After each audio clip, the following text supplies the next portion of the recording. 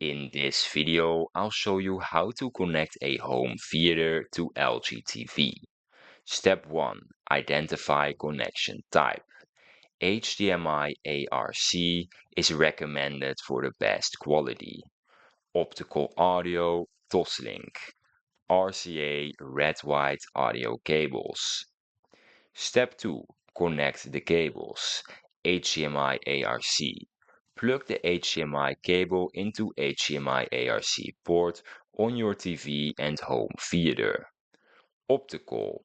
Insert the optical cable into TV's optical out and home theater's optical in.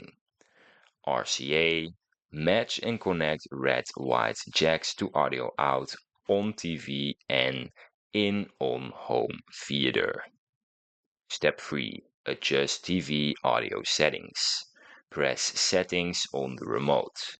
Go to Sound menu and select Output type, HDMI ARC, optical or external speaker.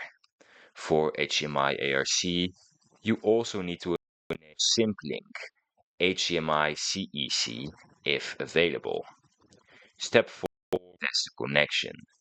Play content on your TV to check audio output from home theater, adjust volume and sound settings to your preference.